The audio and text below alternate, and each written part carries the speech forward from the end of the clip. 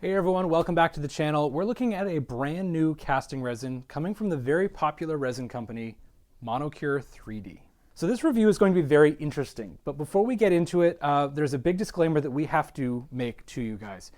As some of you may know, we partner with various 3D printing companies in terms of their research and development.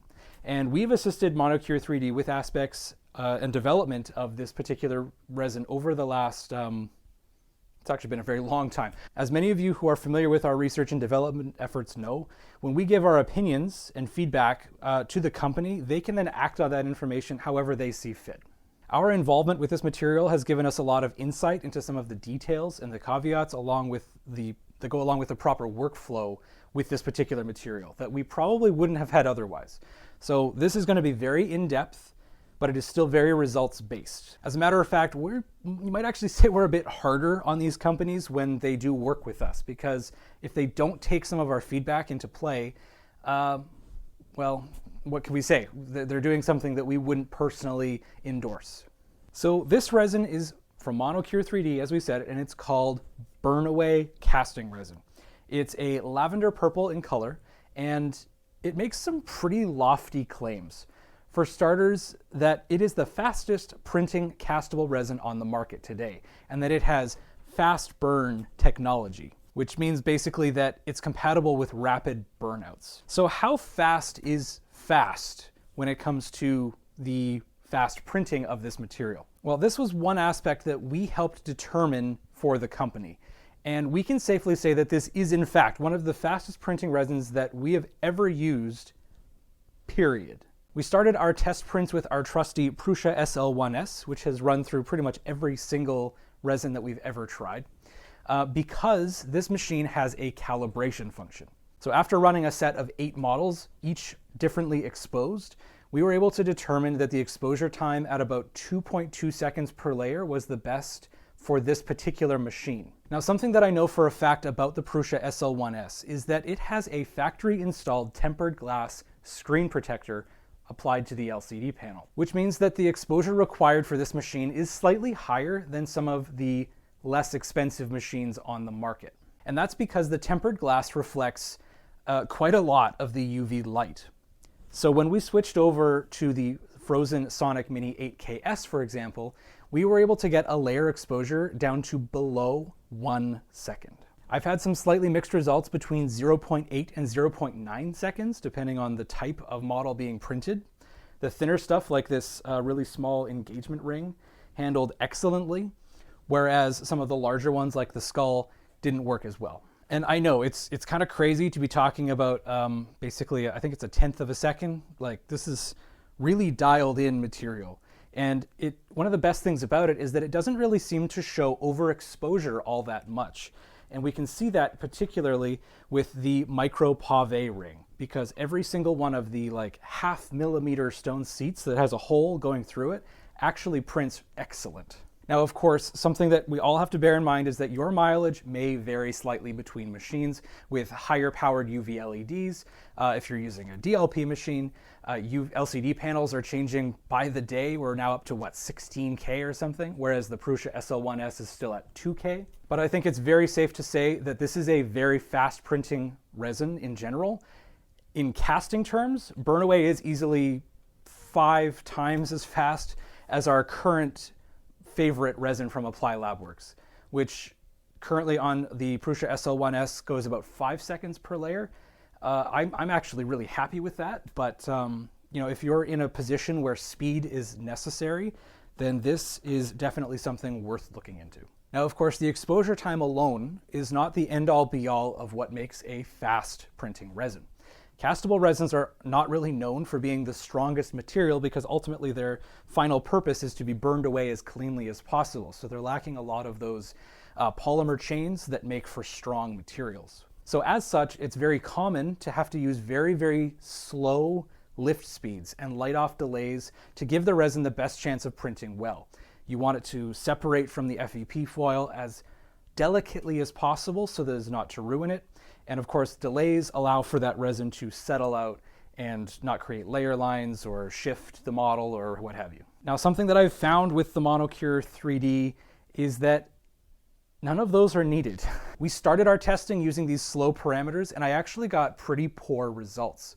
This was a major hurdle that we diagnosed when we consulted with Monocure3D about our results, and we overcame them by ramping up our lift times. This resin actually has very similar strength and qualities to normal polymer resins.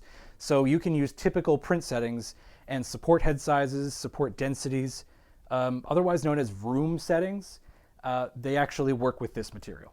So all that said, it's not impossible to see less than 1 hour print times with this castable material with models that don't exceed 13.5 millimeters in height, which is basically like a lady's ring. The system in my business is to have my prints ready the day prior to casting, or at the very least printing the night before so they can be ready in the morning for post-processing, and then they come to the studio with me for spruing, investing, and a rapid 5 to 6 hour burnout.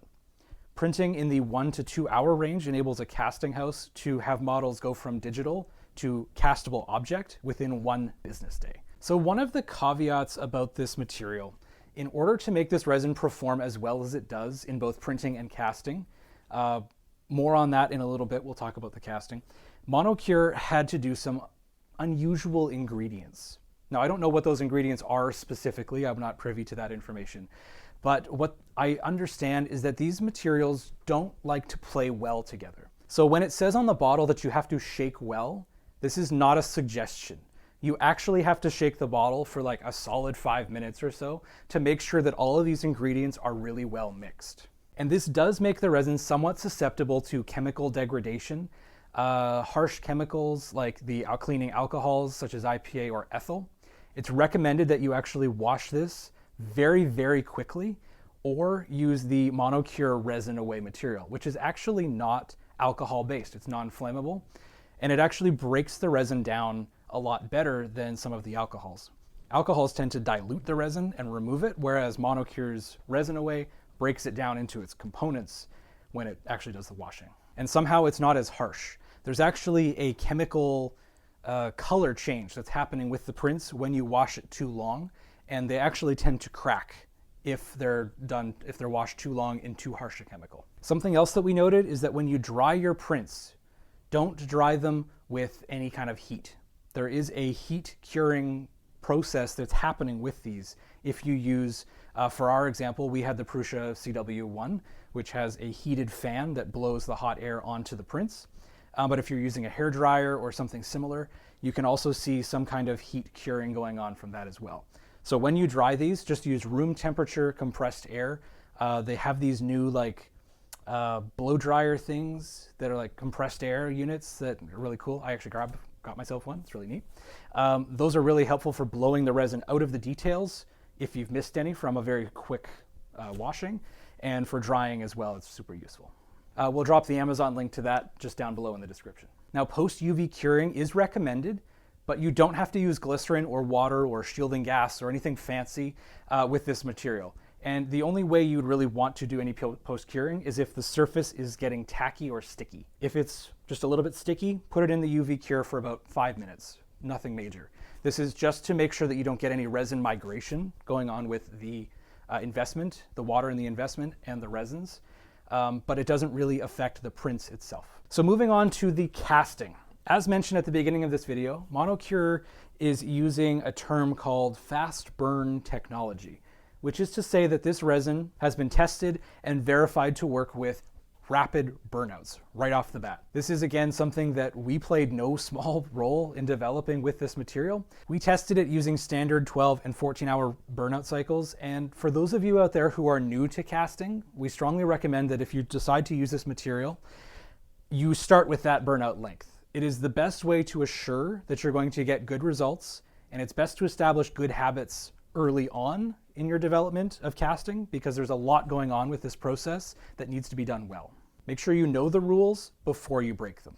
Now that said, we also tested this with burnouts as low as 4 hours, and we actually had really good results. However, our best results came with 5 and 6 hour when it came to the most standard jewelry size stuff. One of the major factors that comes into play when it comes to rapid burnouts is the size of your flask and how big your models are. A smaller flask will heat up to the core much quicker than a thicker one, like say our 5x6 flasks.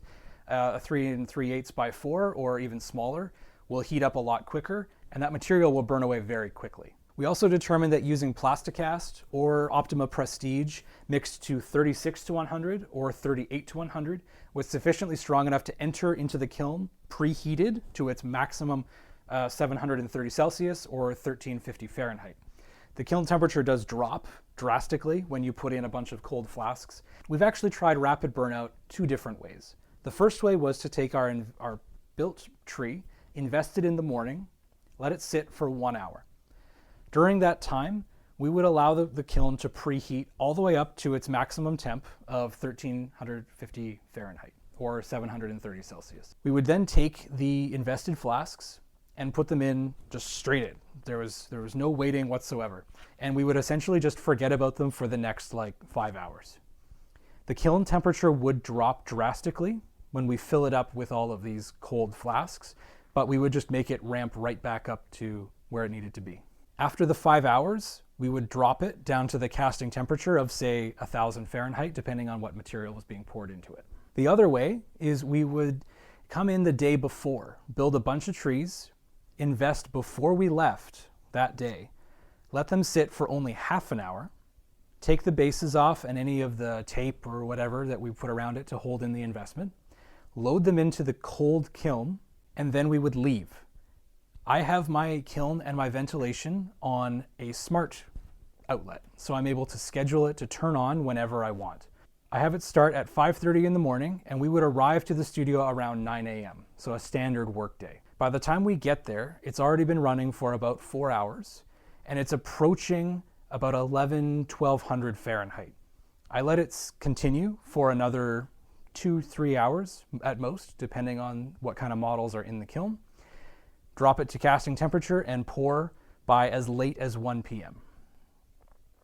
For the rest of the day, we're cleaning the models in the pressure washer, cutting them off, post-processing, getting the tumblers switched over, whatever else we got to do. Again, I can't express that if you're new to casting, this method is not something we suggest as a place for you to start. So to summarize with this material, we can safely say that this resin is genuinely innovating and setting the bar for casting resins just that little bit higher. I hope that this sparks some upswing of innovation with the companies developing these casting resins to revisit some of the casting formulations and not settle for what has basically become normal. And what I mean by normal is 7-second exposures on LCD machines, needing glycerin to cure them for half an hour to an hour.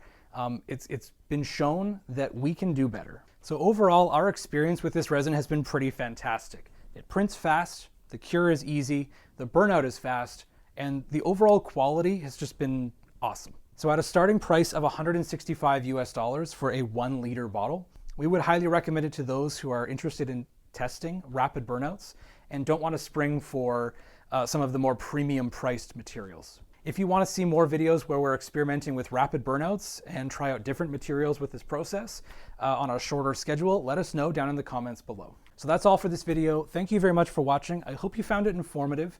If you have questions, make sure you drop a comment down below and we'll do our best to answer them. And of course, reach out to Monocure if you're interested as well, because we've provided quite a lot of information to them. This is their first foray into castable resins, and we can safely say that they've hit the ground with incredible speed. Like, they know exactly what they're doing. Their chemist is phenomenally good. So you can find that material at the link down in the description below. I will see you guys in the next video. Thanks for watching.